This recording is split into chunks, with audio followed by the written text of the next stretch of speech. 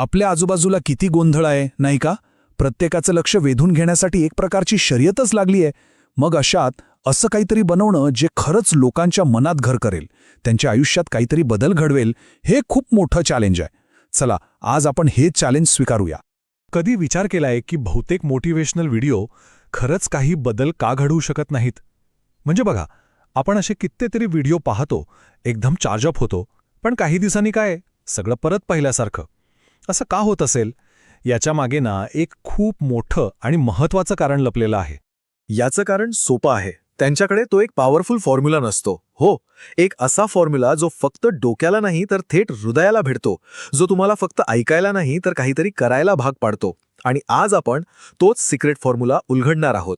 Okay, तर हा आहे आपला आजचा रोडमॅप. व्हायरल कंटेंटचं सिक्रेट काय आहे, आजचा प्रेक्षक कसा विचार करतो, एका मोठ्या आयडियाला छोट्या पॉवरफुल मेसेजमध्ये कसं बदलायचं आणि मग त्याची एक जबरदस्त मराठी स्क्रिप्ट कशी बनवायची, सगळं काही आपण स्टेप बाय स्टेप पाहणार आहोत. चला सुरू करूया. ठीक आहे, तर याला आपण थेट एका केस स्टडीसारखंच बघू.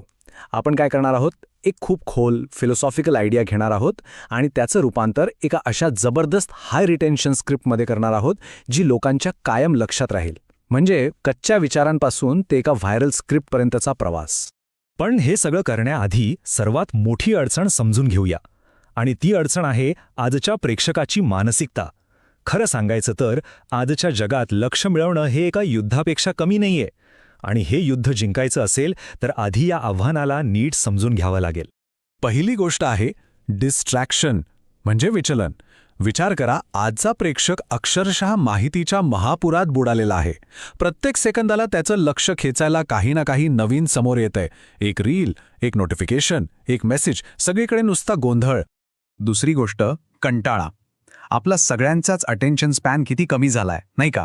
पहिल्या काही सेकंदात जर काही इंटरेस्टिंग दिसलं नाही तर आपण काय करतो? स्क्रोल. लोकांना आता अजिबात बोर व्हायचं नाहीये. आणि तिसरी सगळ्यात महत्त्वाची गोष्ट, तो म्हणजे अविश्वास. आजचा प्रेक्षक खूप हुशार आहे. त्याला तोच रटाळ सल्ला ऐकून कंटाळा आलाय. कोण खरं बोलतंय आणि कोण फक्त नाटक करतंय हे त्याला लगेच कळतं. त्यामुळे त्याचा विश्वास जिंकणं हेच सगळ्यात मोठं काम आहे. बरं, मग या 3 मोठ्या आव्हानांवर मात कशी करायची? उत्तर खूप सोपं आहे. कोणत्याही मोठ्या आयडियामधले सर्वात पॉवरफुल, सर्वात महत्त्वाचे विचार वेगळे काढायचे. म्हणजे त्या विषयाचा आत्मा शोधून काढायचा. ही आहे आपली पहिली आणि सगळ्यात क्रुशियल स्टेप. तर आपण ज्या मूळ कल्पनेवर काम करतोय त्यातून आपल्याला हे 4 मुख्य स्तंभ सापडल्यात. हेच आपल्या स्क्रिप्टचा पाया, तिचा कणा बनणार आहेत. हे असे विचार आहेत जे लोकांच्या थेट मनात उतरू शकतात आणि त्यांना बदलासाठी तयार करू शकतात. पहिली गोष्ट आहे पडझड स्वीकारा. आता याचा अर्थ काय? याच्या मागची कल्पना खूप सुंदर आहे. विचार करा, एखाद्या घराचा पाया जर खचला असेल तर त्याला फक्त वरून रंग फासून काही उपयोग आहे का? नाही. आधी मान्य करावं लागेल की पायाच कमजोर आहे, बरोबर? तसंच आपल्या आयुष्याचं आहे. बदल तेव्हाच सुरू होतो जेव्हा आपण मान्य करतो की काहीतरी चुकलंय, काहीतरी तुटलंय. आता हा फरक बघा, प्रेरणा आणि शिस्त. प्रेरणा म्हणजे काय? ती एका मोठ्या आवाजासारखी आहे, जी येते आणि जाते. ती आपल्या मूडवर अवलंबून असते. आज वाटलं, उद्या नाही. पण शिस्त म्हणजे एक शांत पण रोज काम करणारी सिस्टम. तिला आपल्या भावनांशी काही देणं घेणं नसतं. प्रेरणा तुम्हाला सुरुवात करून देईल, पण शिस्तच तुम्हाला शेवटपर्यंत घेऊन जाईल. हेच यशाचं खरं रहस्य आहे. पण इथे एक मोठा प्रश्न उभा राहतो. शिस्त किंवा पडझड स्वीकारा यांसारख्या मोठ्या आयडियाज ज्या ऐकायला चांगल्या वाटतात, पण त्यांना सिनेमॅटिक, अर्जंट कसं बनवायचं? म्हणजे असं काय करायचं की लोकांना ते फक्त ऐकावंसं नाही तर करावंसं वाटेल? हाच खरा खेळ आहे आणि याचं उत्तर आपण पुढे बघणार आहोत. ओके, तर आता येतोय तो भाग जिथे खरी जादू घडते, म्हणजे शब्दांची किमया. इथे आपण त्या मोठ्या तात्विक कल्पनांना घेणार आहोत आणि त्यांना अशा इमोशनल, पॉवरफुल लाईन्समध्ये बदलणार आहोत, ज्या खास आपल्या तरुण मराठी प्रेक्षकांच्या काळजाला हात घालतील. तर मूळ कल्पना काय होती? तुमचा भूतकाळ तुमचा स्पष्टीकरण देतो, पण तो तुम्हाला परिभाषित करत नाही. तो एक शिक्षक आहे, न्यायाधीश नाही. आता यात खूप खोल अर्थ आहे, मान्य, पण थोडं लांब आणि कॉम्प्लिकेटेड वाटतंय नाही का? आता याचं व्हायरल स्क्रिप्ट व्हर्जन बघा.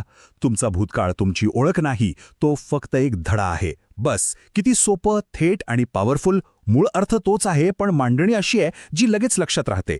कमीत कमी शब्दांत जास्तीत जास्त इम्पॅक्ट. याला म्हणतात प्रभावी स्क्रिप्टिंग. आणि हाच तो फॉर्म्युला आहे. इथे बघा, अस्वस्थतेसोबत बसा. ह्याचं रूपांतर आपण काय केलं? त्या वेदनेला सामोरे जा, कारण तिथूनच तुमची नवीन सुरुवात होईल. वेदनेला शेवट नाही तर एक नवी सुरुवात बनवलं.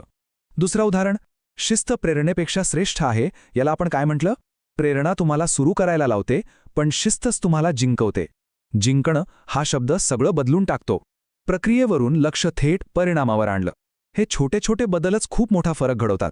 चला, आता हे सगळं एकत्र आणूया. आत्तापर्यंत आपण जे काही पाहिलं ते फक्त थिअरी नव्हती, तो एक कंप्लीट फ्रेमवर्क होता.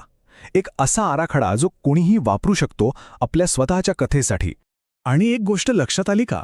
आपण ज्या हाय रिटेन्शन फॉर्म्युलाबद्दल बोलत होतो, तोच फॉर्म्युला आपण आत्तापर्यंत या पूर्ण चर्चेत अनुभवला आहे.